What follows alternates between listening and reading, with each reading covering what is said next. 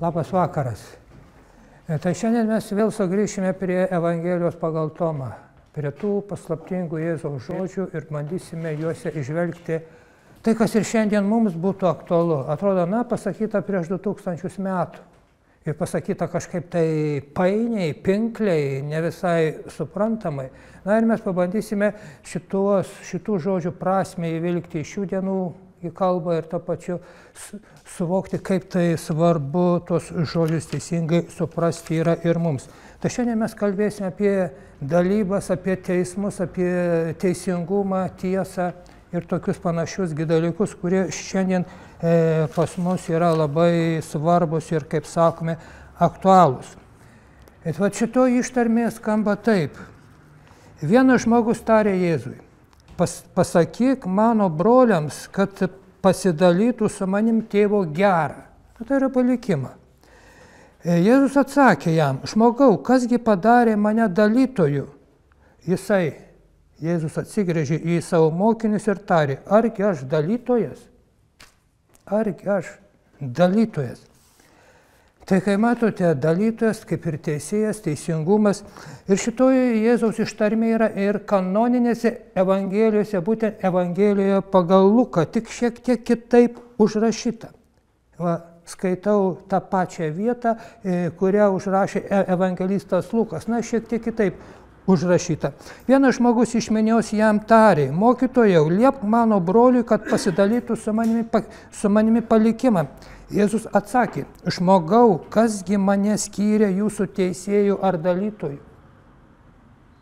Nesiima Jėzus būti teisėjų, nesiima būti dalytojų, teisingumo dalytojų.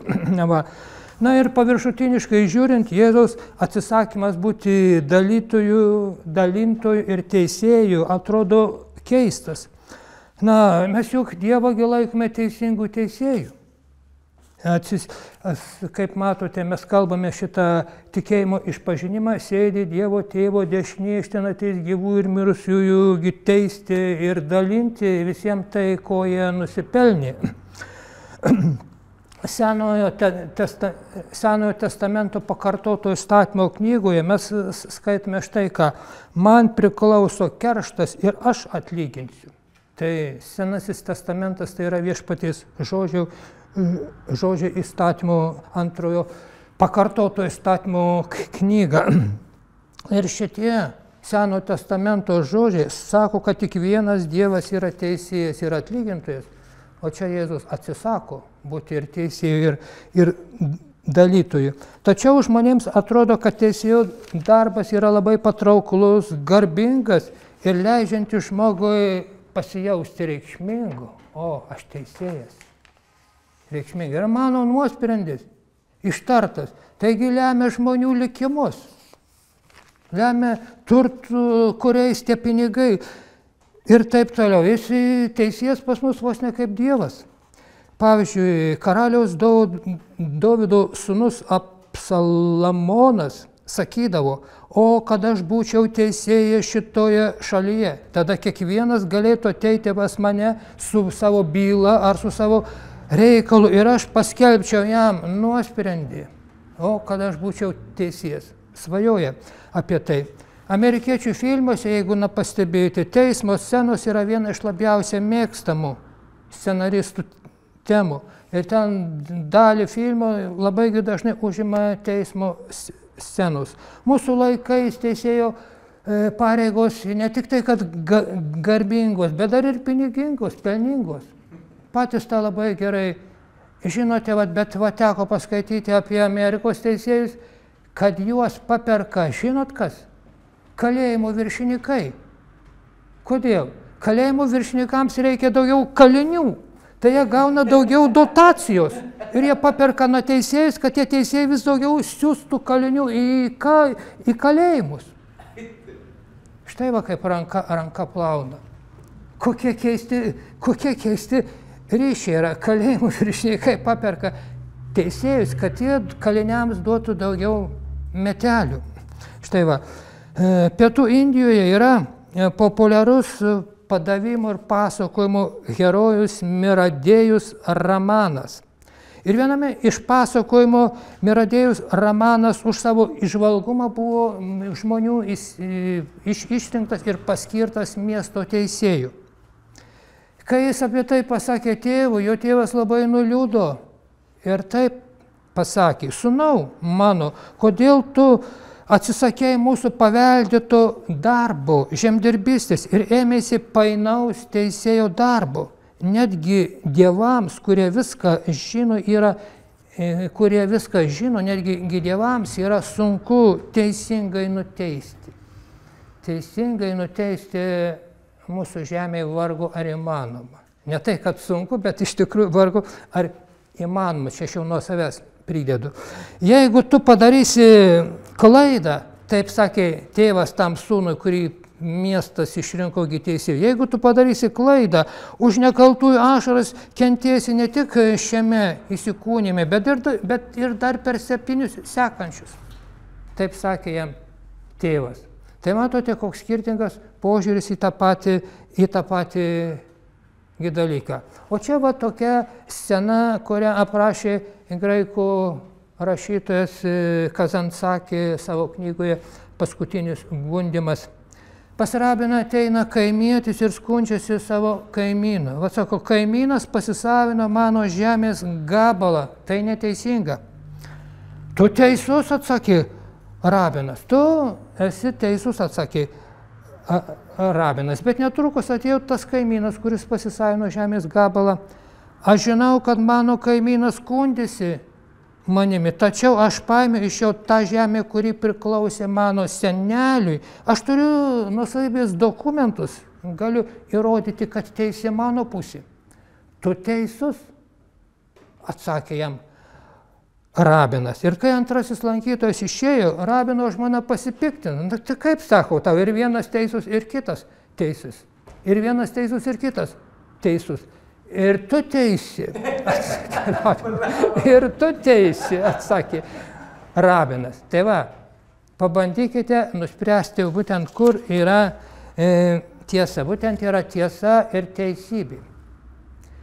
Prisimenate Guzevičiaus romaną Kalvio Ignoto teisybė. Kur dabar šitoji teisybė? Taigi, kiekvienas žmogus turi savo teisybę. Tiesa, jeigu ta iš didžiosios raidės yra gyviena ir mums yra nepasiekiama, neprieinama. Vargu ar kada mes ją suvoksime. Galbūt kažkada, bet tai bus labai ir labai negreitai. Visos mūsų tiesos yra tik tai mano arba tavo arba trečio žmogaus teisybės. Taigi visi teisūs ir visi neteisūs. Taip keistai yra sutvarkytas šitas pasaulis. Visi teisūs ir visi neteisūs. Taip keistai būtent yra sutvarkytas šitas pasaulis. Todėl taip yra, kad yra tas vadinamasis priklausomo radimosi dėsnis. Ar apie jūs į ką nors girdėjote? Ne, tai va, mūsų mokyklose šito dėsnio nemoko ir aš ne iš mokyklų sužinojau, o apie šitą dėsnį sužinojau skaitydamas apie Budos gyvenimą. Yra tokia nuostabi 3 dalių Tainat Hano knyga Senasis baltųjų debesų kelias. Aprašytas visas Budos gyvenimas. Ir aprašytas, kaip jis būtent sėdėdamas po to medžiu atrado priklausomo radimosi dėsnį, kad viskas tarpusavy yra susiję, viskas yra tarpusavy priklausoma. Nieko nėra, kad aš būčiau atskiras. Aš vienaip ar kitaip matomais ir daugiausia nematomais ryšiais esu surištas su visais, su viskuo būtent, su visu tuo būtent, kas yra, ką mes matome būtent ir ko mes nematome. Na, va štai daugiausiai visi kalba apie karmą, apie karmos dėsningumą, kad tai yra priežasties pasekmės dėsnis. Galiu pasakyti kitaip, nėra karmos, yra tik tai visuotiniai ryšiai. Karmos nėra, yra tik tai visuotiniai ryšiai. Štai Jungtinėse Amerikos valstijose gyvenęs ir jau į Anapilį iškeliavęs ypatingas filosofas Alanas Watsas savo knygoje, kuri taip ir pavadinta knyga apie tabų, apie draudimą, draudžiantį žinoti, kas mes esame. Šitoje knygoje jis taip rašo. Būtų didelis skirtumas, jei atsisakytume priežasties pasekmės dėsningumo ir tą priežasties pasekmės dėsningumą pakeistume visuotiniais ryšiais. Visuotiniais ryšiais. Ir tada mes va šito teisingumo, kurio dabar taip labai ieškam, nebe taip mes jo ieškotume. Apie tos visuotinius ryšius yra labai trumpai pasakyta ir Jėzaus maldoj, pagrindinė maldoj Tėve mūsų. Ir atleis mums mūsų kaltes, kaip ir mes atleidžiam savo kaltininkams. Ir jeigu būtent aš neatleidžiu, man kitas gali atleisti. Ir visi mes būtent esame susėti, surišti ryšiai. Niekas būtent man kitas neišriš to mazgo, tik aš pats galiu išrišti. Va šitoj maldoj pasakyta, kad niekas kitas žmogau, kaip tu tik pats gali išrišti šitą visų ryšių į mazgą. Tu pasakyti, kad galėtum pasakyti, šitas mazgas įsiriša taip. Čia yra mano mintis, nenoriu aš jums jos primesti, tai aš pamatau, kaip čia viskas yra painu šitame prieštaringumų pasaulyje. Ir aš sakau, šitame žaidime aš jau nebedalyvauju. Niekam neturiu jokių pretenzijų, niekas man nieko neskolingas. Ir aš išeinu. Neturiu niekam jokių pretenzijų, niekam absoliučiai. Ir aš tada iš to žaidimo išeinu ir einu į visai kitą lygį, kur kiti dėsningumai žaidžia. Kitaip nėra vilties, bent man taip atrodo, išeiti šito, visų šitų tarpusavio priklausomybės ryšių. Mes tai vadiname karmos dėsningumui. Kai kalbame apie karmą, tai bausmė, tai aš galiu kažkaip tai įsisukti. Kažkokiu tai būdu ją išgryninti ir taip toliau. Yra prirašytos ištisos knygos apie karmos gryninimą. Niekas tai nepadės. Jeigu tu dar turėsi kam nors pretenzijų, dar vadinasi, kažkam tai turėsi dar kažkokius tai palaikysi ryšius, tai vis tiek tie ryšiai niekas nepadės jokios karmos gryninimai. Ir todėl galima sakyti, kad karma ir yra, ir jos būtent nėra, jeigu tu sugebi išeiti šito žaidimo niekam nereikšdamas jokių pretenzijų. Visi teisūs, aš vienas neteisus ir aš išeinu. Visi teisūs ir aš vienas būtent neteisus. Tai, kai matote, čia labai liečia mūsų ego, mūsų aš. O ego tai nepatinka, aš noriu būti aukščiau visų kitų. Ir kol yra šitas ego, kol nėra nusižeminimo, šito akto atlikti mes jokių būdų nepajėgsime. Ego yra būtent mūsų aštas, vadinamasis aš arba gilutiniškai ego yra visų mūsų kančių ir visų, kaip sakant, nesantaikų priežastis. Ir savoje ego sunaikinti tai yra nepaprastai sudėtinga, nepaprastai sunku. Jeigu mes grįžtame prie teisėjavimo problemų, tai tokia scena, kur yra aprašyta vėlgi Senajame testamente ir ką tada reikėtų daryti, jeigu jūs atsidurtumėte Senajame testamente aprašyto Samarijos karaliaus vietoje. Užpuolė priešas, apgulė miestą ir jau keli mėnesiai laiko apgultyje mieste didžiulis baisus badas. Ir pas karalių ateina dvi moteris ir sako, va štai, išspręsk mūsų ginčą. Ana moteris sako, šiandien suvalgykime tavo sūnų, o paskui suvalgysime mano. Tai sakė, taip ir padarėme, suvalgėme į mano sūnų, o kai atėjo eilė jo sūnui, į savo sūnų paslėpė. Ir pabandė išspręsti. Karalius persiplėšė drabužius. Kaip ten baigėsi, istorija tyli. Šventas raštas apie tai nerašo. Va štai, kokios būtent bylos. Kokios keistos bylos. Ar iš tikrųjų. Taigi, tam, kuris mato visą žmogiško gyvenimo keblumą, būtent viso žmogiško gyvenimo keblumą, tiesijauti švelniai gitariant yra labai nemalonus reikalas. Jeigu noriu aš būti teisėjų ir ten kažko tai dar pasipelnyti, tai reiškia, aš dar labai paviršutiniškai suprantu, kas aš toks esu ir kas yra toks gyvenimas, iš kur aš atėjau ir kas bus toliau ir po mirties. Reiškia, aš dar labai paviršutiniškai žvelgiu ir į save, ir į savo kilmę, ir į patį gyvenimą. Ir Jėzus atsisako. Evangelijoje pagal Joną taip skaitome: jūs teisite kūniškai, o aš neteisiu nei vieno. Jūs teisite kūniškai, tai yra kanoninė Evangelija pagal Joną, čia ne pagal Tomą. O aš neteisiu nei vieno, nes nesiuntė Dievas savo sūnaus į pasaulį, kad jis pasaulį pasmerktų. Siuntė savo sūnų į pasaulį ne tam, kad jį pasmerktų, bet kad pasaulis per jį būtų išgelbėtas. Na, o juk teisti tai yra visada pasmerkti. Teisti tai yra visada pasmerkti. Tai va, matote, kaip sudėtinga. Bet va štai Jėzus atsisako teisti. Bet va štai mes kalbame tikėjimo išpažinimą ir sakome, kad jis sėdi Dievo Tėvo dešinėje, iš ten ateis teisti gyvųjų ir mirusiųjų.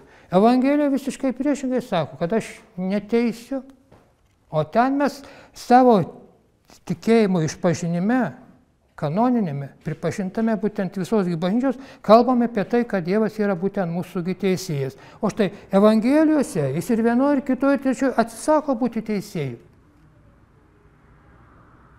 Daugybė vietų taip yra būtent parašyta. Ir va štai čia toks yra nesuderinimas tarp to, kas parašyta šventame rašte, ir tarp to, ką mes išpažįstame, ką mes tikime.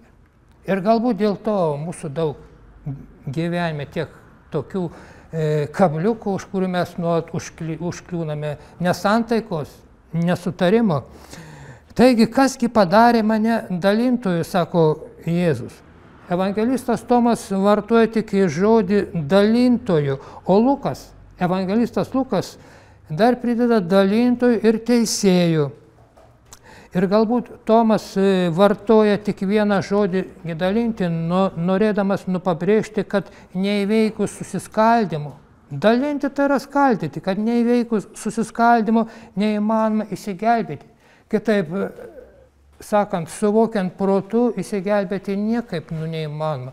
Įsigelbėti galima suvokiant tik tai jausmu, tai yra širdimi. Tik tai būtent tik tai širdimi. Protas skaldo, supriešina, o širdis jungia, vienyje. Ir protas visą laiką linkęs teisti, širdis neteisė. Širdis būtent neteisė. Va šitą prieštarą tarp širdies ir proto aš jums nuolat ir nuolat primenu, ją nuolat ir nuolat reikia prisiminti ir paklausti savęs, kuo aš elgdamasis, įveikdamas vienaip ar kitaip vadovaujasi protu, sąmonė ar širdimi, šituo savo centru ar šituo. Ir kuris tas centras yra tikrasis, tikriausiai nei vienas nesuklysite pasakydamas, kuris tas centras yra tikrasis, kai mūsų paklausė, arba kai aš noriu pasakyti aš, tai aš rodau ne čia, o čia aš. Tai va rodau būtent į širdį, tai yra mano būtent tikrasis aš. Ir va būtent tai yra per jausmą. Ir jausmas mums sako labai skirtingus dalykus negu protas. Negu mintis. Ir va būtent širdis arba dvasia yra vientisa, pilnatviška, o medžiaginis pasaulis yra suskylęs į daugybę atskirų reiškinių. Kiekvienas žmogus yra atskiras, bet jie visi yra tarpusavį susiję ir matomais, ir nematomais ryšiais. Ir kuo mes labiau jaučiamės atskiri, individualūs, asmeniški, tuo toliau esame nuo dangaus karalystės. Tuo toliau esame nuo tos dangaus karalystės, apie kurią Jėzus nuolat ir nuolat kalbėjo. Religijos uždavinys yra suartinti žmonės ir vesti juos į vienovę. Būtent vesti į vienovę. Tačiau, kaip rodo gyvenimas, visos bažnyčios, visi tikėjimai, visos religijos tebesivadovauja, galima taip sakyti, Senojo testamento Išėjimo knygos nurodymais. Tai yra, religijos yra skirtingos, supriešintos ir taip toliau. Va štai cituoju Senąjį testamentą. Tai yra Jahvės Senojo testamento Dievo žodžiai. Nedaryk sandoros su gyventojais to krašto, į kurį eini, įdant jie netaptų žabangomis tarp jūsų nugriaukite jų aukurus, sudaužykite jų paminklinius akmenis, nukirskite jų šventuosius stulpus. Tai reiškia kitą tikėjimą, kitokį naikinti, griauti, žudyti. Na ir tikriausiai ne vienas esate girdėję apie krūvinas skerdynės, religinius karus dėl įsitikinimo. O štai mūsų tikėjimas, mūsų religija arba mūsų Dievas yra geresnis būtent už jų. Ir va štai kas yra, tada iškyla klausimas, kasgi yra tiesa. Kas yra tiesa? Būtent ta tiesa iš didžiosios raidės, kaip sakiau. Mes turim kiekvieną savo tiesą, bet tai nėra tiesa arba iš mažosios raidės, arba tiesiog, galima sakyti, teisybė. Vat kasgi būtent yra tiesa. Tiesą ir teisingumą, kaip taisyklė, mes kiekvienas suvokiame savaip. Ir va čia aš noriu jums truputį keletą minčių pasakyti apie Simoną Veil. Vieną knygą aš jos atsinešiau, tai yra Katalikų pasaulio leidiniai, neseniai buvo išleista prieš porą metų, viena knyga šiais metais išėjo, kita knyga, tai moteris gimusi Prancūzijoje, žydė pagal kilmę, gimė 1909 metais, o gyveno labai trumpai, 34 metus. Na, tokiems žmonėms iš tikrųjų kažkodėl neskirta ilgai gyventi. Ypatinga knyga, taip ir pavadinta Sunki ir maloni. Va tie žemiški ryšiai, apie kuriuos aš kalbu, tai jį juos pavadino sunki. Ir kiekvienas būtent mes tame sunkyje esame, į tą sunkį esame įrišti, įpainioti. Štai va keletas atsiliepimų apie šitą knygą, apie būtent šitą Simoną Veil. Izraelio dukra apžavėta Kristaus. Tai yra popiežiaus Jono Pauliaus II žodžiai. Dvasingiausia šio amžiaus rašytoja Andrei Gaid. Česlovas Milošas, lenkų poetas, sako, Simona Veil tapo dalimi mano užsibrėžto uždavinio prisidėti prie religinės minties atnaujinimo Lenkijoje. Mūsų poetas Alfonsas Nyka Niliūnas, mano idealas dabar, kaip tapti bent minimum žmogum, kaip priešintis ir nesusitepti būtų Simona Veil. Pasirinko savo idealu. Na ir šitą knygą nėra nelengva skaityti, bet ją verta skaityti. Ji nėra tokia ištisinė knyga, galima sakyti, kad tai yra aforizmų knyga, nuostabių aforizmų knyga. Va štai aš jums vieną tokį aforizmą iš tos knygos ir perskaitau. Koks skirtumas tarp to, kas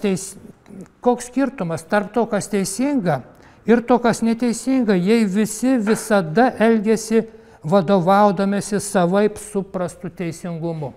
Koks skirtumas tarp to, kas teisinga ir tarp to, kas neteisinga, jei visi visada elgiasi vadovaudamiesi savaip suprastų teisingumu. Mano teisingumas vienoks, kito kitoks, trečio dar kitoks. Ir va to sutarimo kaip nėra, taip nėra. Matote, kiek yra visokių simpozijumų, pasitarimų politikoje ir tarėsi, sutarė ir niekas tų sutarimų nevykdo ir vėl tarėsi ir vėl būtent nesutarė. Ir kaip matote, to sutarimo kaip nėra, taip nėra. Kiekvienas vadovaujasi savaip suprastu, būtent savaip suprastu teisingumu. Ir iš tikrųjų, kas yra tiesa, teisingumas, jeigu mes pasidairytume po pasaulį, atrastume labai įdomių minčių. Va štai keletą tokių minčių aš esu surinkęs. Aš taip ir juos tokias įdomias, gilias mintis renku ir jas pavadinau rudens lapai. Tai rudens lapai, kurie jau prinokę, subrendę, nukrinta su savo svoriu. Tiesa visuomet sakyk juokaudamas. Tai armėnų patarlė.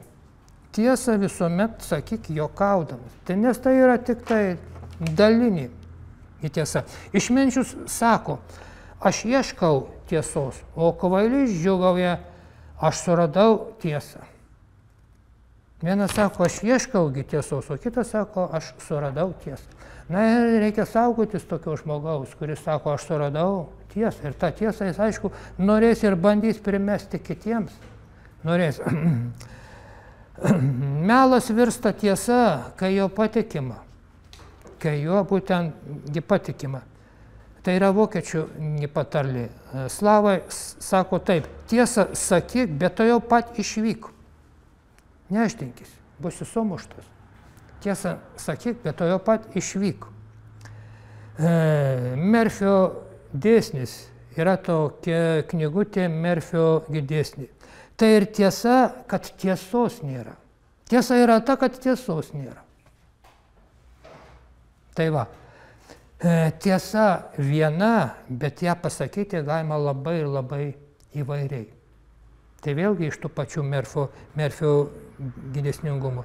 Krišnamurti, tas ypatingas 20 amžiaus mąstytojas, taip sakė, tiesa tai kraštas, kur keliai nenužymėti. Tiesa tai kraštas, kur keliai nenužymėti. Ir kiekvienas žymisi savo teisingą kelią. Dažniausiai mes klystame, kai esame visiškai įsitikinę, taip sakė Chesterfieldas. Dažniausiai mes klystame, kai esame visiškai įsitikinę. Laisvė ir lygybė tai du mūsų žlugdantys žodžiai, teisingumas taipogi. Kai mes norime labai atkakliai ieškame teisingumo, nesurasime. Jokios lygybės, jokio teisingumo, teisingumas tai blogio sritis. Taip sakė Izaokas Sirietis, vienas iš bažnyčios tėvų. Jokios lygybės, jokio teisingumo, teisingumas tai blogio sritis. Va, rusai turi tokį žodį ravno dušin. Ravno, lygiai. Lygiai. Ir tavo siela pasidalinus po lygiai. Mes verčiame abejingas. Ravno dušin. Vadinasi, tu ir tai tiesai, ir prieštaringai tiesai skiri tiek pat įdėmės. Ir tu esi pusiausvyroje. Tu esi būtent pusiausvyroje. Dar viena mintis. Tiesa ateina iš jausmų lygio. Tai yra iš širdies, ne iš proto. Kol mes mąstome mintimis, tiesos iš tikrųjų mes ten nerasime. Ir yra daug apibrėžimų, kas yra teisuolis. Nėra taip lengva pasakyti, kas yra tas teisuolis. Ir aš vienas iki įėjęs į knygyną, ten matau Michaelio Laitmano knygą apie kabalą, jaugi neatsimenu nuo pavadinimo, stora tokia didelė knyga ir aš atsiverčiu ją kažkuriam tai puslapį ir skaitau. Teisuolis yra tas, kuris pateisina kūrėją, pateisina tai, kas vyksta šiame pasaulyje, tas yra teisuolis. Ir aš supratau, kad yra tas teisuolių apibrėžimas, kuriam aš pritariu. O kiti manęs netenkina. Kiti tokie sugalvoti manęs būtent netenkina. Lengva nustatyti, kad šitas ar kitas yra neteisus. O kaip aš pats? O aš pats kaip? Pirmiausia, apklauskime apie save. O mes linkime spręsti apie kitą, jis teisus ar ne. Pirmiausia, būtent šitą klausimą užduokime būtent savo pačiam. Taigi politikoje ir gramatikoje klaida, kurią daro visi, įteisinama kaip taisyklė. Klaida, kurią daro visi, įteisinama kaip taisyklė. Taisyklė yra įteisinta ir visiems privaloma klaida. Akibrokštas ar ne? Taisyklė yra įteisinta ir visiems privaloma klaida. Taisyklėsgi keičiamos. Tai va tas mąstymas būtent prieš plauką. Tiksliausias ir trumpiausias atsakymas, kas yra tiesa, tai yra, nežinau, vienas žodis. Tiksliausias ir trumpiausias atsakymas būtent nežinau. Kuo tvirčiau esi įsitikinęs savo teisumu, tuo didesnė galimybė, kad klysti. Jei manai, kad atradai, sužinojai tiesą, būk tikras, tavęs laukia siurprizas, taip sako fizikai. Jei tu moksle manai atradai jau kažką tai sužinoję tiesą, kaip tai, kad jau taip yra, po kiek laiko aš tai išlenda dar kažkas tokio. Tai būk tikras, kad laukia tavęs siurprizas. O šiais laikais tai daugelis būtent vienokią arba kitokią tiesą priima, išpažįsta vien tik tai dėl geresnės padėties, dėl pinigų. Eptonas Sinkleris, amerikiečių rašytojas praėjusiame amžiuje, yra taip pasakęs: sunku rasti ką nors suprantantį žmogų, kai jo alga tiesiogiai priklauso nuo jo nesupratimo lygio. Kai jo alga tiesiogiai priklauso nuo jo nesupratimo lygio. Tai kai matote, tiesa yra labai sąlygota, labai ribota ir su ja nėra taip lengva. Ir žiūrėkite, kai mes ieškome tiesos, teisingumo, teisybės ir dabar kaip tik kalbagi dažnai pasisuka apie prievartą, apie smurtą. Štai mūsų valstybėje dabar yra priimami arba buvo priimti prieš smurtiniai įstatymai ir mes sakome smurtas, kaip baisu. O gal tai nesmurtas, o teisingumo atstatymas? O gal tai nesmurtas, o teisingumo atstatymas? Visos revoliucijos buvo įvykdytos smurtu. Visos revoliucijos, viena buvo įvykdytos smurtu. Tadas Blinda, herojus, svieto lygintojas, betgi jo veikla visa buvo pagrįsta smurtu. Yra lietuviškai išleista knyga Smurtas. Tai amerikiečių autorius Džeimsas Džiliganas, apmąstymai apie nacionalinę epidemiją, smurtas. Jisai taip šitoje knygoje rašo: bausmė yra kolektyvinis smurtas, kurį visuomenė apibrėžia kaip legalų, o nusikaltimas yra individualus smurtas, kuris laikomas nelegaliu. Nusikaltimas yra smurtas, kuris laikomas būtent negalimu. Jisai taip iš savo ilgametės patirties, jis daugybę metų dirbo su labai sunkiais nusikaltėliais, nuteistais iki gyvos galvos. Ir jo patirtis yra tokia: bet kokio smurto tikslas yra teisingumo atstatymas. Bet kokio smurto tikslas, jis be jokių išimčių, yra teisingumo atstatymas. Arba to, ką smurtautojas laiko teisingumu savo ar kito ar aukos atžvilgiu. Smurtautojas jaučia pareigą atsimti jam ar tiems, kurių jis labui veikia, priklausančią kompensaciją ar atpiltą pagal jam suteiktą įgaliojimą, kabutėse, arba teisę, kabutėse, taigi įgyvendinti ir išsaugoti teisingumą arba panaikinti neteisingumą, užkirsti kelią neteisingumą yra vienintelė visuotinė smurto priežastis. Štai kaip prieš plauką. Ir pabandyk dabar įspręsti, kas būtent yra teisus. Jėzus sako: aš neteisiu. Tas pats autorius jis taip toliau rašo: tie, kuriuos savo mintise įvardėjame nusikaltėliais griebiasi smurto, siekdami įgyvendinti teisingumą, mat jų nuomonė būtina nubausti tuos, iš kurių patyrė nepelnytą skriaudą. Ir kai jis įsigilino į tų smurtautojų gyvenimą, tai kiek jie yra kentėję, tai baisu. Kiek jie yra nukentėję būtent nuo kitų. Na štai dabar pas mus smurtas yra šlovinamas. Ar netikite? Kariai didvyriai yra šlovinami, jiems yra giedamos ditirambai, odės. Kariai didvyriai šlovinami. Taip jau mūsų keistame būtent pasaulyje yra. Va štai vienas toks labai paprastas pavyzdys – Metjų istorija. Tai yra 18-mečio berniuko istorija. Na, jau čia 19-metis, dvasininko sūnus. Jo tėvas vadovavo turtingai ir klestinčiai miestelio parapijai. Tai yra buvo protestantų dvasininkas, turėjo šeimą, žmoną, vaikus ir įsimylėjo parapijietę. Paliko šeimą, paliko žmoną ir pradėjo gyventi būtent naujoje šeimoje. Tame pačiame miestelė, miestelis į nedidelis ir va ta žmona labai jautėsi įžeista ir visi vaikai, ji taipogi, na ir iš jo ta parapija buvo atimta, bet jis ir toliau būtent gyveno kartu. Na va ir ką jis padarė. Jisai, tas Metju sūnus, bandė nusižudyti, pateko į psichiatrinę. Pirmiausia, smurtą nukreipė prieš save, prieš tą neteisybę.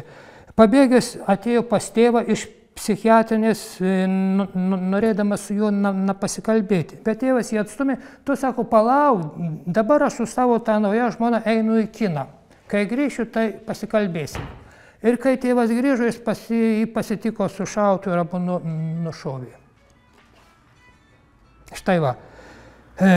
Nuteisė gydymui psichiatrinėje ligoninėje. Ir kol toj psichiatrinėje ligoninėje dirbo šitas autorius, Džiliganas, tai šitas Metju dar šiai taip laikėsi. Kai jis išėjo iš ligoninės, nebebendravo su tuo jaunuoliu, tas jaunuolis vėlgi pasikorė. Ir va štai kaip jisai rašo šitas autorius. Viena iš ironiškų šitos tragedijos išdavų, savo pareigų ligoninėje aš atsisakiau. Jis išėjo iš ligoninės, metė savo tas pareigas ir sako, savo pareigų ligoninę aš atsisakiau iš dalies dėl to, kad ėmiau jausti, jog skiriu per mažai dėmesio 3 savo patiems sūnums. Skiriu per mažai dėmesio 3 savo patiems sūnums. Visas jėgas atiduodamas pastangoms gelbėti prarastas sielas patenkančias į kalėjimą arba į psichiatrinę, arba būtent į psichiatrinę ligoninę. Ir kodėl būtent va dabar žmogus smurtauja? Yra toks nuostabus filmas Human, angliškai, žmogus. Aš viso jo nežiūrėjau ir ten autorius to filmo, režisierius keliavo per pasaulį ir sutikė žmogų, jį filmuoja, o tas žmogus pasakoja. Pasakoja tai, kas jam guli ant širdies. Ir nuostabių ten pasakojimų yra nuostabų žmonės. Ir tu gali matyti tą veidą visų dydžių, visame ekrane, matyti veido išraišką, kiekvieno raumens judesi. Ir vat kaip tai jam yra svarbu tai, ką jis pasakoja. Ir man vat kaip tik užkliuvo vienas toks vyras,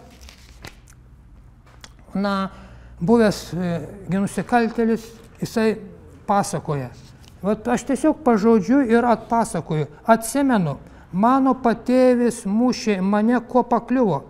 Jis man sakė, man skaudžiau negu tau. Jį muša, sako, man skaudžiau negu tau.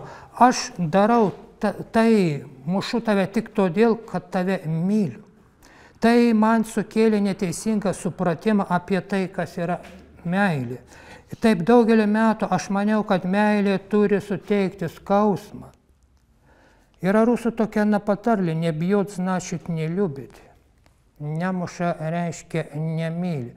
Yra tam tikra meilės rūšis, kuri iš tikrųjų yra tokia. Jeigu nemuša, reiškia nemyli. Tai yra priraiši arba serganti meilė, priklausoma meilė. Jeigu žmona ten kažkur nuėjo, sakysime, pro šalį ir jis jos nemuša, tai jis jai abejingas. Jeigu neabejingas, tai muša, auklėja. Tai yra priraiši meilė. Tai iš tikrųjų. Aš skaudinau, šitas žmogus ir sako, aš skaudinau visus, kuriuos mylėjau. Ir aš meilės dydį matuodavau tuo, kiek skausmo iš manęs gavo kitas žmogus. Ir tik patekęs į kalėjimą, į aplinką, kurioje nėra meilės, manyje pradėjo atsirasti suvokimas, kas yra meilė ir kas ji iš tiesų nėra. Ir jis sako, aš kažką sutikau. Jos dėka manyje atsirado pirmas tikras supratimas apie tai, kas yra meilė. Ji nežiūrėjo į tą būseną, kurioje aš buvau, o taipogi į tą faktą, kad aš buvau nuteistas kalėti iki gyvos galvos už patį baisiausią nusikaltimą, kokį tik gali atlikti vyras užmušti moterį ir jos vaiką, motiną ir vaiką. Tai buvo ta moteris, kurią sakė, tai buvo Agnė. Tai buvo tos moters ir jos vaiko ir motina ir senelė. Patricija ir Keisė, tai buvo motina ir jos dukra, o Agnė buvo senelė, motina ir dukra užmušė, o senelė liko ir ta senelė jį priima į savo šeimą. Ir jis taip sako, būtent ji padarė pačią geriausią pamoką, kas yra meilė. Ji turėjo pilną teisę manęs nekęsti, tačiau ji to nedarė. Tai nuostabu, tačiau su laiku, klostantis mūsų santykiams, ji į mane žiūrėjo su meilė. Ji mane išmokė, kas yra meilė. Ji neteisi. Bet ji priėmė, ji mylėjo kaip žmogų. Žmogų būtent tokį, koks jis yra. Va štai kažkur teko skaityti, kad senos kultūros indėnų gentise, jeigu taip atsitinka, kad kažkas nužudo žmogų, tai nukentėjusio aukos šeima jį įsūnija, tą žudiką įsūnija. Tai va, toks smurtas neplinta toliau. Toks smurtas neplinta toliau. Jis toks smurtas būtent yra sustabdomas. Vat, ir kodėl dabar tiek daug smurto? Apie jį visi prakalbo. Ir va tas iš meilės mes išmokstame arba ne, sužinome, kokia ta meilė yra ir kas yra meilė būtent pačioj gyvenimo pradžioj savo vaikystėje. Teko man skaityti tokią knygą, kur yra lietuviškai išversta, bet gana reta, Myra Rotenberg, pavadinimas Vaikai smaragdo akimis.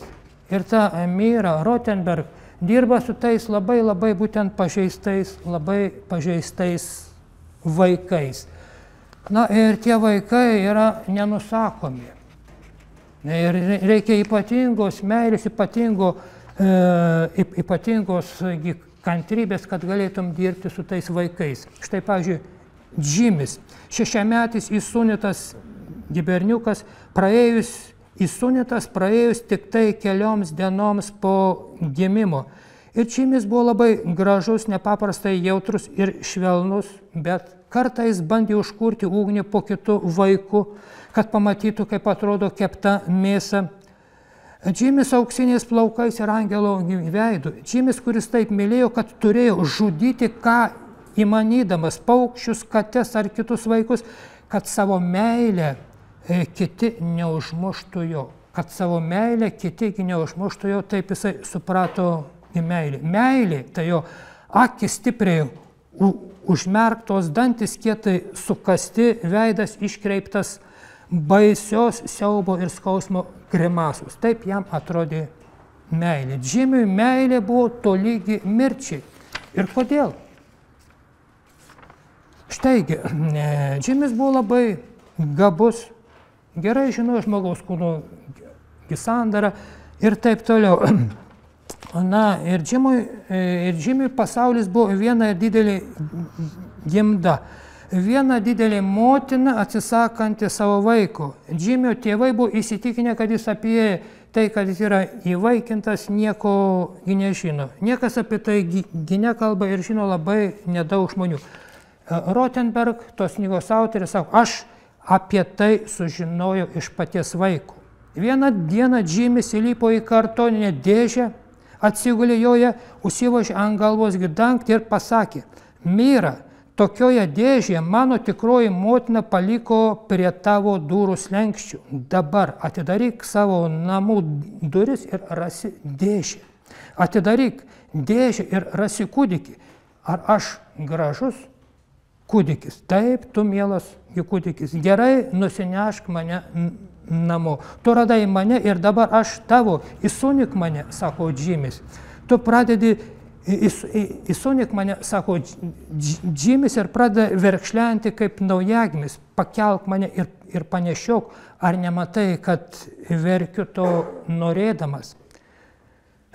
Tikrai nematau. Dabar pamaitink mane pienu kaip naujagimį. Taip ir darau. Džimis ant mano rankų atsipalaiduoja, nusišypso palaimingą šypseną, bet net labiau atsipalaiduoja, atrodo laimingesnis negu ką užmušęs, taip tęsės ištisas valandas, paskui jis netikėtai nušoka nuo mano rankų ir įsiutęs pradeda mane daužyti klausinėdamas. Bet kodėl jie mane paliko, kodėl nemylėjo manęs, aš buvau blogas kūdikis, ji buvo bloga mama. Kelių dienų vaikas, ji paliktas. Ir va jis viską žino. Viską žino. Ir dabar socialiniai darbuotojai, sakau, neverta slėpti nuo įsūnytų vaikų, kokie jie yra tikri tėvai. Jie vis tiek žino. Vienaip ar kitaip žino. Vat iš kur va tas mūsų, ta mūsų ta vadinoji pasąmonė, kuri viską žino, kas buvo dar iki kol mes viso šito nesuvokėm, nieko negalėjom jį padaryti. Ir va būtent tokio amžiaus jau kūdikis mokosi mylėti. Tokio amžiaus būtent kūdikis mylėti. Va štai, meilė jį atstumė, mama būtent jį atstumė, žudo. Ir būtent taip jis ir suvokė į tą meilę. Tik tai dėka labai didelių pastangų praėjo 8 metai, kol Džimis išpainiojo meilę iš mirties gniaužtų. Tačiau dabar jis yra sveikas ir supa ant rankų savo kūdikį. Bet dėka labai didelių pastangų, lygiai kaip ir ta senelė, ta moteris, kurios ir dukra, ir anūkė buvo nužudyta to vyro ir tą vyrą priėmė. Ji neteisė. Ir va tik tai taip mes galime daryti teisingumą. Kito kelio nėra. Kuo toliau būtent, tuo labiau būtent mes įsipainiojame, įsinarpliojame į tai, ką mes vadiname teisingumu. Taigi, anglų poetas ir kritikas Samuelis Coleridge'as rašė, tas, kuris pradeda nuo to, kad labiau už tiesą pamilsta krikščionybę, greitai savo bažnyčią ir savo sektą pamils labiau už krikščionybę ir baigs tuo, kad mylėsi vien tik save. Tas, kuris būtent labiau už tiesą pamilsta krikščionybę.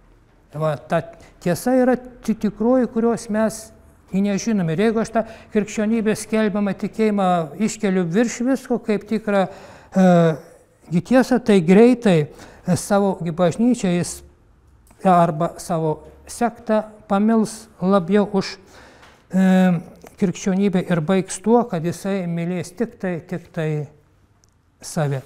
Na, va ir čia dabar mums iškyla toks ypatingas klausimas iš tos pačios temos, kas yra tas teisingumas ir kas teisų ir kas yra neteisų, kada galima bausti ir kada ne. Tai vėlgi, tai aš suradau ne kur kitur, o vėlgi pas šitą Simoną būtent Veil. Individas ir kolektyvas, asmuo ir visuomenė. Tai yra prieštara. Visais laikais tai buvo prieštara tarp asmens, individo ir kolektyvo ir arba būtent visuomenės. Ir va šitoj Simona Veil, kuri labai mylėjo Jėzų, mylėjo krikščionybę, bet jie nepasikrikštijo. Ir va dabar jie kalba apie tą priežastį, kodėl būtent netapo bažnyčios nare. Pasikrikštyti tai reiškia tapti bažnyčios nare ir tu būtinai turi išpažinti tai, ką moko bažnyčia, visas būtent dogmas. Jie būtent taip sako, mane baugina bažnyčia kaip visuomeninis arba socialinis darinys. Tai yra tam tikra bendruomenė, tam tikras kolektyvas žmonių, kuriems privaloma viena tiesa, viena teisybė. Ne tik tai dėl bažnyčios dėmių, bet ir dėl to, kad ji be kitų savybių bažnyčia yra kolektyvinis arba visuomeninis darinys. Ir ne todėl, kad esu labai didelė individualistė, veikiau dėl priešingos priežasties turi labai stiprų bandos jausmą. Daugelis žmonių turi labai stiprų bandos jausmą. Aš kai buvau mažas, man mama nuolat sakydavo, daryk taip, kaip daro visi. Tai yra būk kaip visi, neįsiskirk. Taip yra lengviau. Ir va, dėl įgimto polinkio nepaprastai pasiduodu įtakai. Būtent dėl to bandos jausmo pasiduodu įtakai. Ir sako, aš žinau, kad jeigu prieš mane dabar čia stovėtų kelios dešimtis jaunų vokiečių, nacių, būtent tai rašo fašizmo laikais, kai ir Prancūzija buvo vokiečių užimta, ir giedotų būtent chorų, dainuotų nacistinius himnus, tai sako, dalis mano sielos ir taptų nacistinį.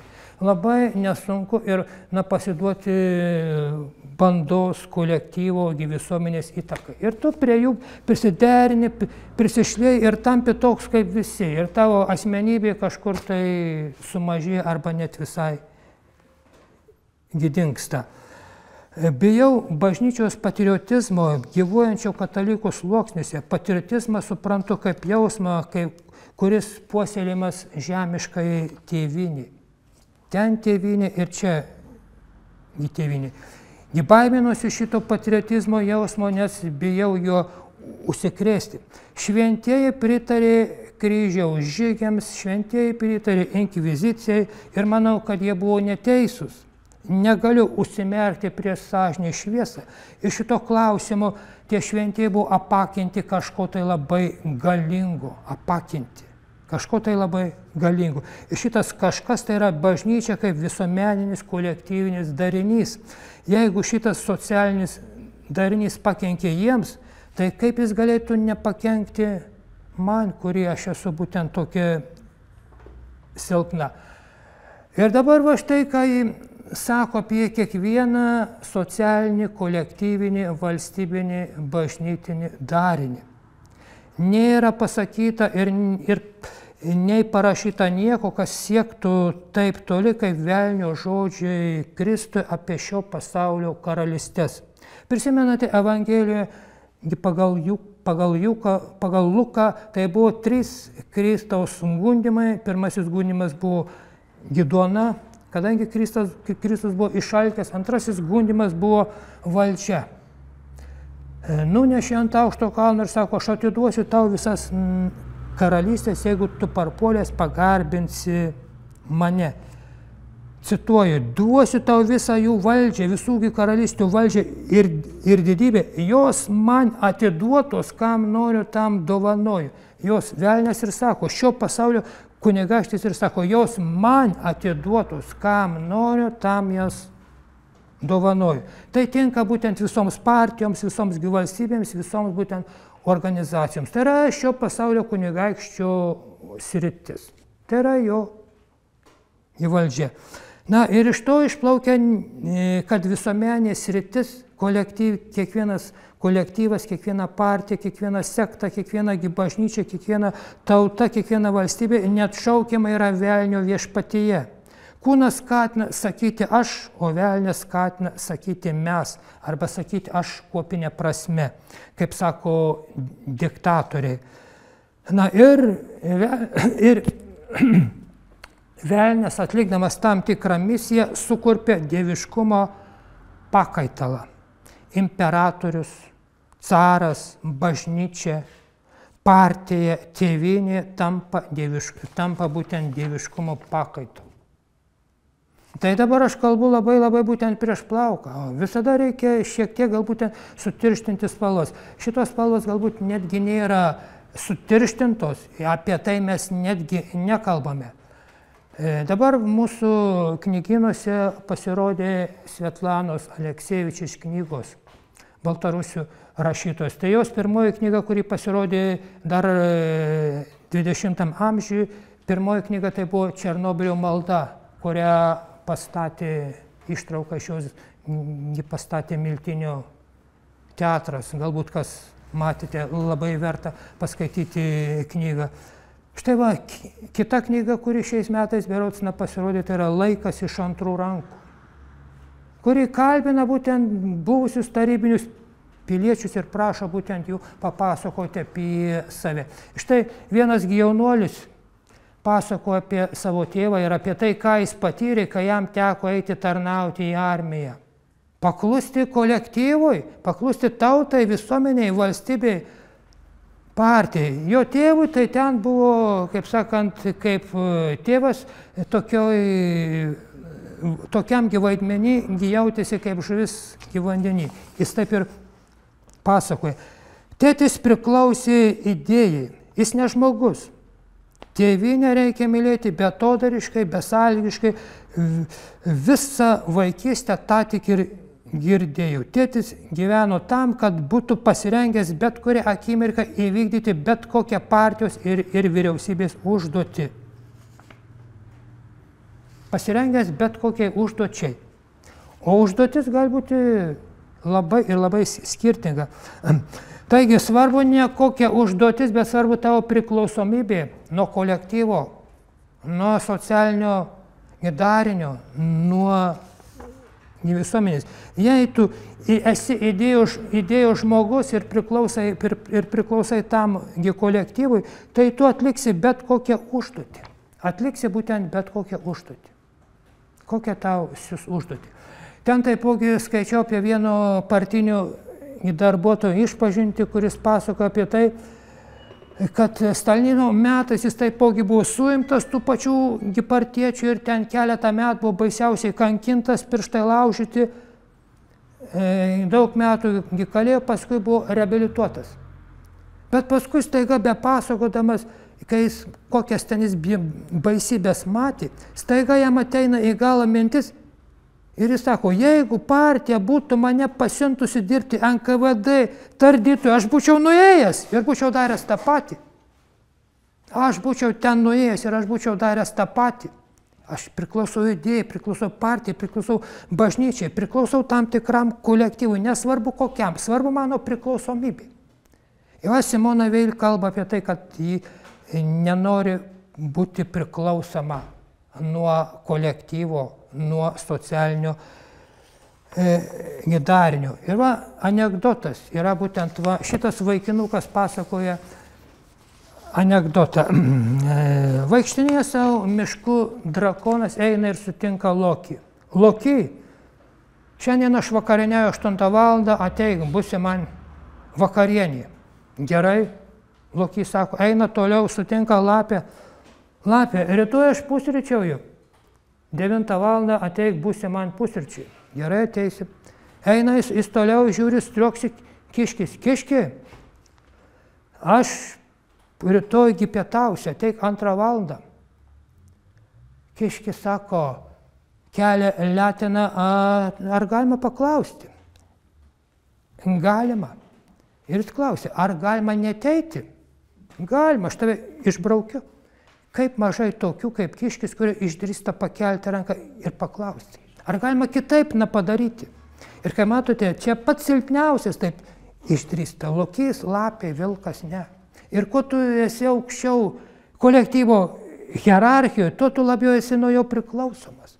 Tuo tu esi labiau nuo jo būtent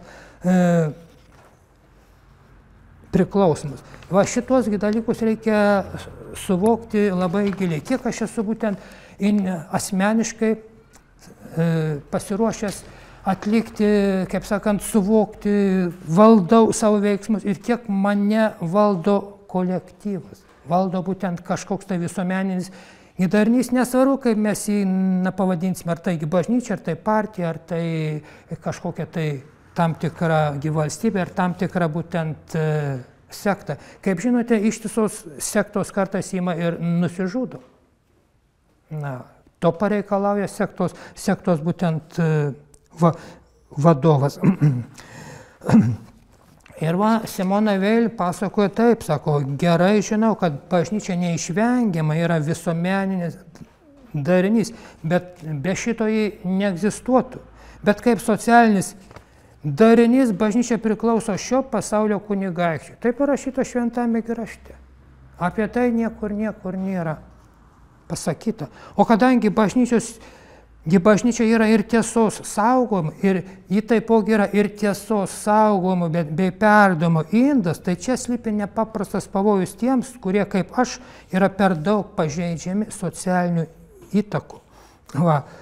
Ir va štai, sako, norėčiau atkreipti vieną svarbų dalyką, kad krikščionybei tapti kūnu trukdo viena niekaip neperžengiama kliūtis. Tai dviejų žodelių anatemasit taikymas. Anatemasit tai yra tu prakeiktas. Ir va šitie du žodžiai pirmiausia buvo pavartoti apaštalo Petro laiške Galatams. Anatemasit, tebūnie prakeiktas, lietuviškai tai yra ekskomunikavimo, atskirimo nuo bažnyčios formulė. Na ir kai šita formulė yra, na tai, kai matote, va būtent šitą formulę, sako vėl, aš ir sutrukdo man tapti krikščionė, sutrukdo būtent pasikrikštyti. Krikščionybės tapimas kūnu reiškia harmoningą individų ir kolektyvo santykių klausimo sprendimą. Spręsti darniai kolektyvo ir individo santykių klausimą. Ir turiugi galvoje visišką priešybių pusiausvyrą. Tai, ką mano atskiras žmogus ir tai, ką mano kolektyvas visuomenė. Būtent tų dviejų priešingų pažiūrų pusiausvyrą. Na ir šitaip mąstyti toli gražu gali būtent ne visi. Bažnyčia ir valstybė savai privalo bausti intelektą, kai tas intelektas arba žmogus siūlo veiksmus, kuriems bažnyčia argi valstybė nepritarė. Bet kai intelektas lieka grinai teorinės spekulacijos srityje, na jis tik tai samprotauja, jos vis tiek ar bažnyčia, ar valstybė laiko savo pareigą nubausti asmenį, nubausti individą.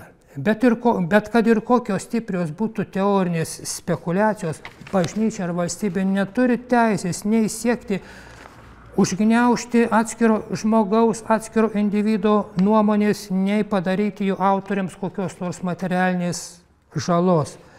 Na, kitaip sakant, reikalauja tikros žodžio laisvės. Tai visų laikų aštri problema. Na ir tokiu atveju bažnyčia turėtų tik paskelbti, kad va tas žmogus arba kiti žmonės tik tai klysta, bet nereikalauti iš jų, kad jie savo žodžių atsižadėtų ir to labiau atimti, taikyti kažkokias tai prievartos priemonės. Bet kuris kolektyvas yra dogmos sergėtojas. Bet kuris kolektyvas yra dogmos sergėtojas. O dogma tai yra kontempliacijos, meilės objektas tikėjimui ir intelektui, todėl individas jaučia slogutį krikščionybėje. Savarankiškai mąstantis žmogus visada jaučia slogutį priespaudą krikščionybėje beveik nuo pat pradžios, o ypač slogutį jaučia intelektas ir to nepaneigsi. Pats Kristus, kuris yra tiesa, jeigu jis kalbėtų kokioj nors sueigoj, jis kalbėtų gyvenai, bet jeigu jis kalbėtų akis į akį su atskiru žmogumi, jo kalba, jo tos dvi kalbos ir vienu atveju, kai jis kalbėtų sueigoj, prieš visus žmonės, prieš kolektyvą ir kai kalbėtų su atskiru žmogumi, labai skirtusi. Būtent jos labai ir labai skirtusi. Mat pagal vieną iš gamtos dėsnių yra dvi visiškai skirtingos kalbos. Nors ir sudarytos iš tų pačių žodžių, tai yra kolektyvinė kalba ir individuali kalba. Kolektyvinė kalba ir individuali kalba. Šventoji dvasia, kurią siunčia Kristus, pagal aplinkybės kalba čia viena, čia kita būtent kalba ir tos kalbos nesutampa dėl pačios gamtos poreikių. Tai yra turi būti tam tikra dialektika, tam tikras prieštaravimas tarp kolektyvo ir tarp atskiro asmens, kad būtų augimas, kad būtų vystymasis, kad nebūtų vien tik tai prievarta. Tikri Dievo bičiuliai, o toks buvo mokytojas Ekegartas, kartoja žodžius, kuriuos išgirdo tyloje. Būtent kuriuos išgirdo tyloje. slaptoje ir tyloje, tai yra per meilę susiliejimą su Dievu. Ir tačiau tie žodžiai labai dažnai nesutampa su bažnyčios mokymu. Nesutampa ir tas pats mokytojas Ekegartas buvo inkvizicijos persekiojamas už tai, kad jis sakė tokius žodžius, kurie nesiderina su bažnyčios mokymu, tačiau jis tuos žodžius jis išgirdo slaptoje ir tyloje, pokalbėje su Dievu. Na va. Ir va štai toji kolektyvo kalba, apie kurią aš jums kalbėjau, kolektyvo kalba ir individuali kalba. Visų šalių proletarai vienykitės, mirtis eretikams ant kryžiaus yra kolektyvo kalba.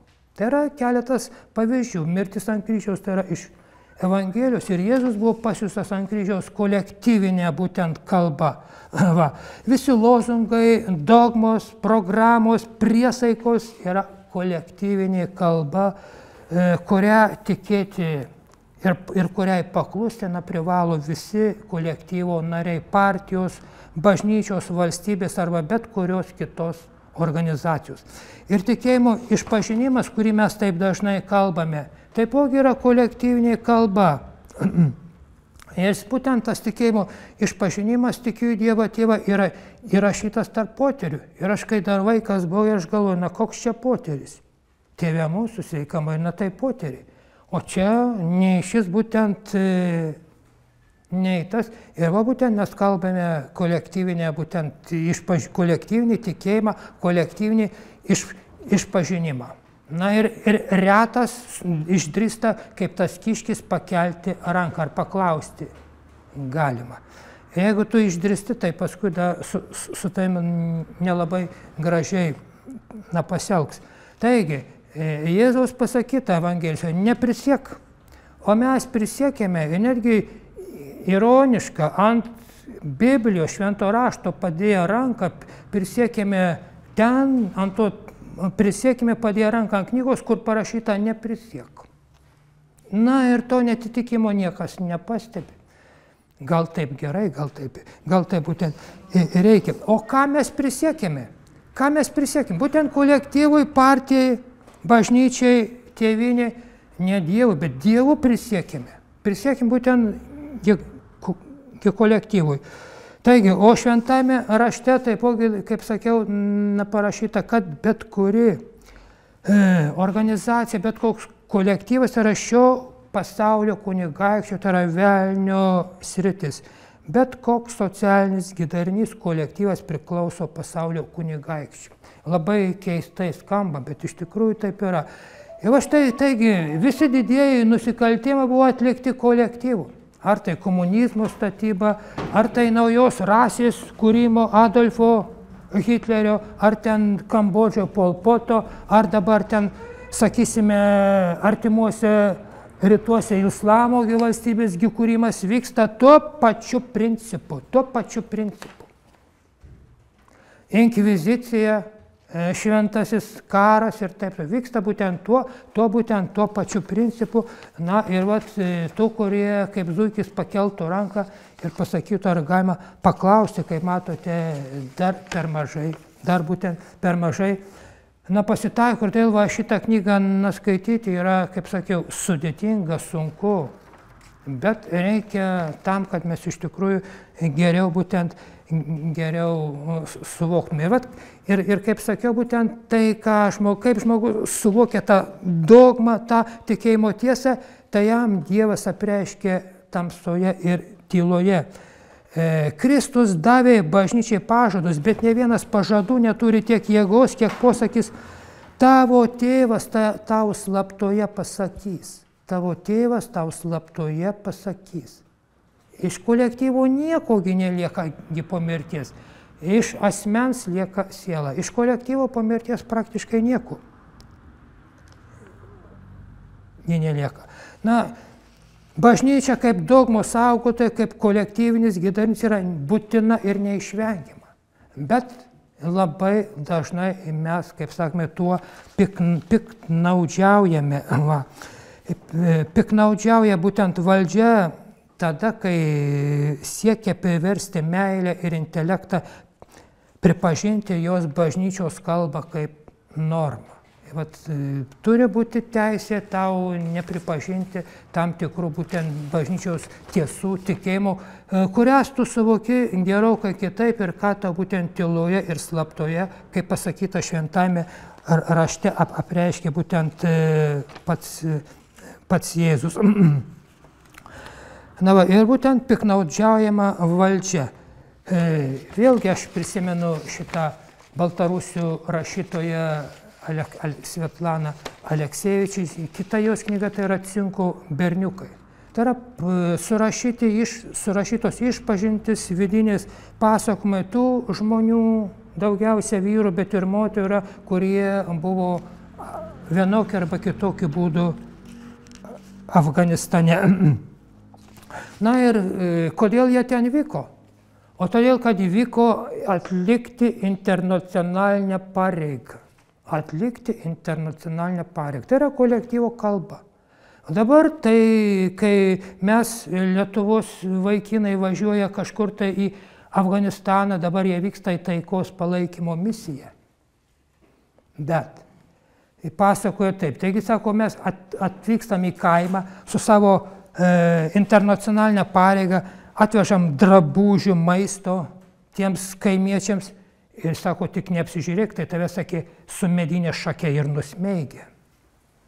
Su medinė šake ir nusmeigė. Jų tiesa yra kitokia. Ko tu čia atėjai? Atėjai atlikti internacionalinės pareigos.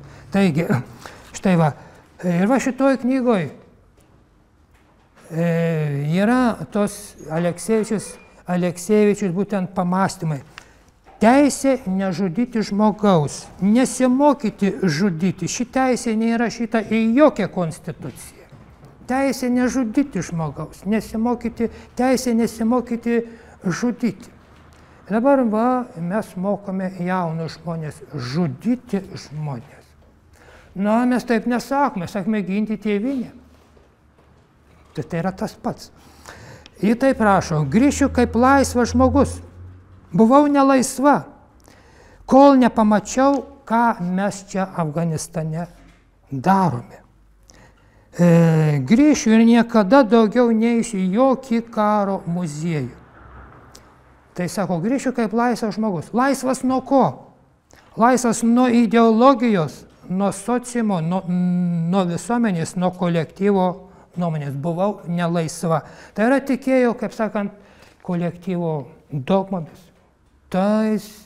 Tomis privalomis taisyklėmis, prievolėmis, lozungais, šūkiais, kuriais privalo tikėti ir gyventi visi kolektyvo nariai. Grįšiu kaip laisvas žmogus. Ar mes esame laisvi? Ar mes esame būtent laisvi? Ir čia, kaip matote, yra toks ypatingas klausimas, kurį mes šiandien ir visais laikais turime jį kelti būtent asmeniškai savo. Asmeniškai savo.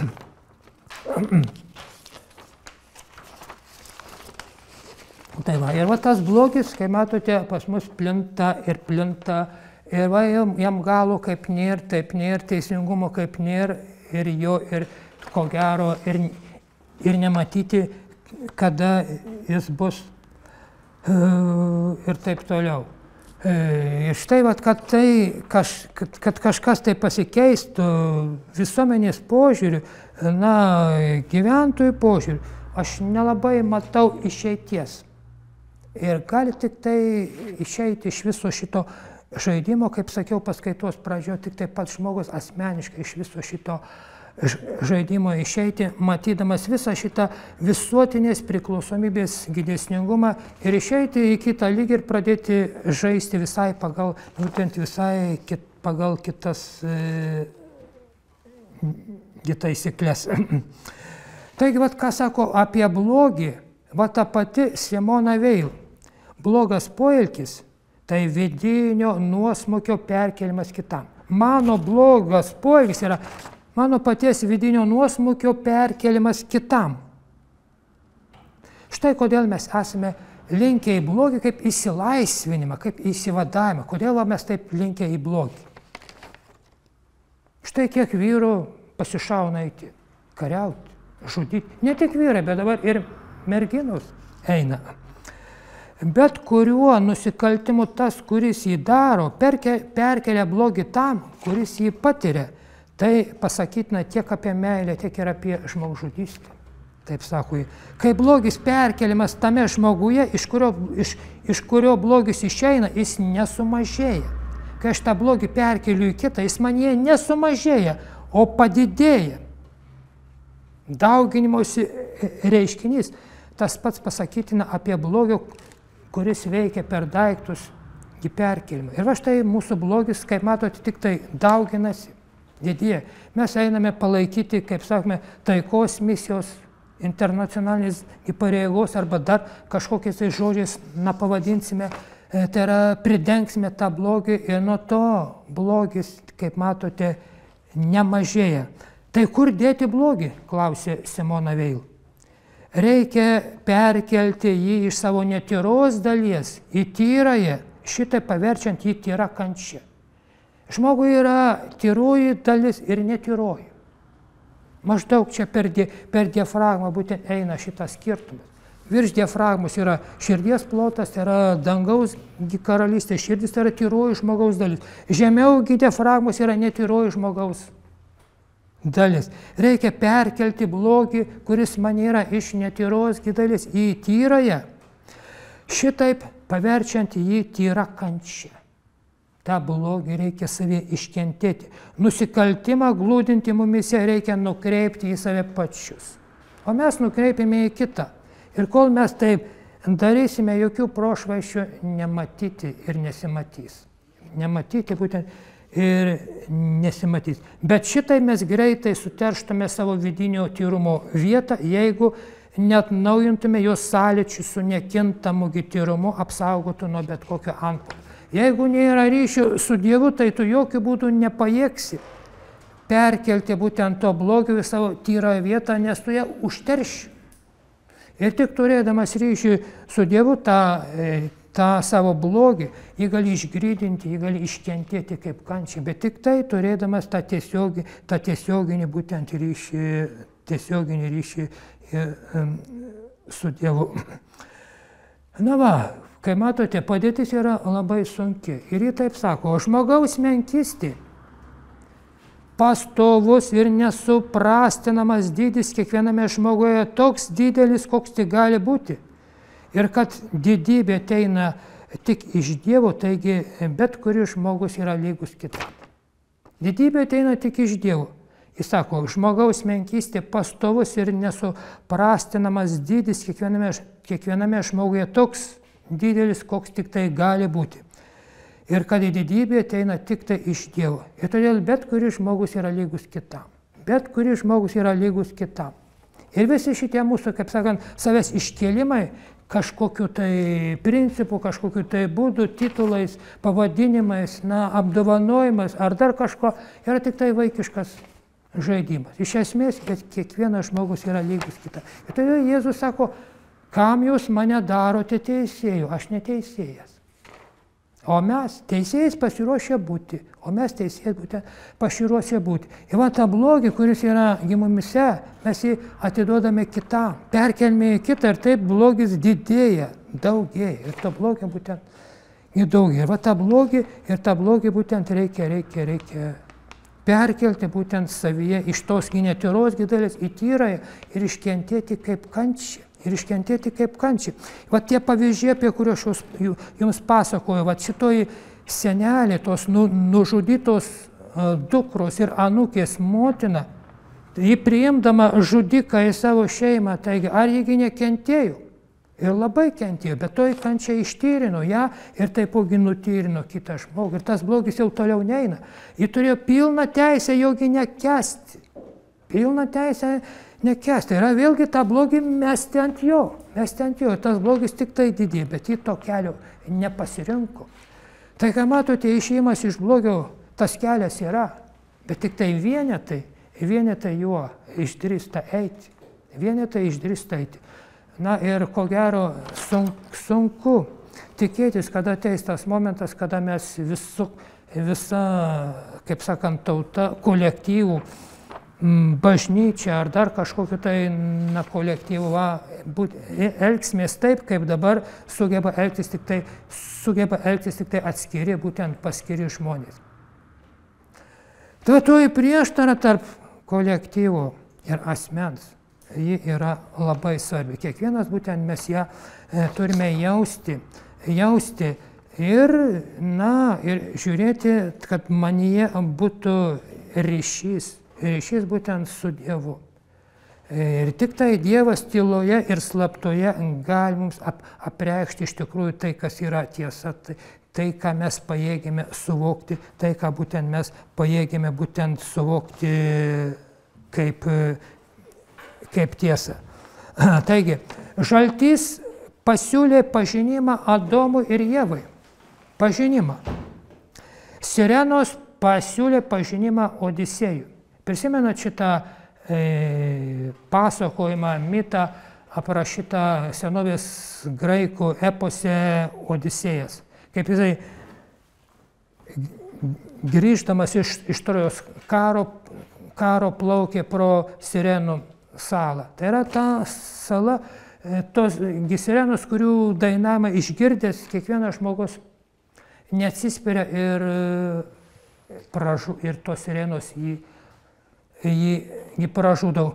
Odisėjas, jis pasirinko kitą išeitį. Jis paprašė, kad jūrininkai pririštų prie stiebų ir visiems jūrininkams užkišo ausis vašku ir sakė, neklausykit mano įsakymo, plaukit pro šalį, plaukit arti ir praplaukit pro Sirenų salą. Ir Odisėjas girdėjo sirenų giedojimą, bet buvo pririštas. Jis norėjo, kad plauktų prie salos, bet jis pats negalėjo, jis būtent buvo savo valia buvo prisaikdinęs jūreivis jį pririšti.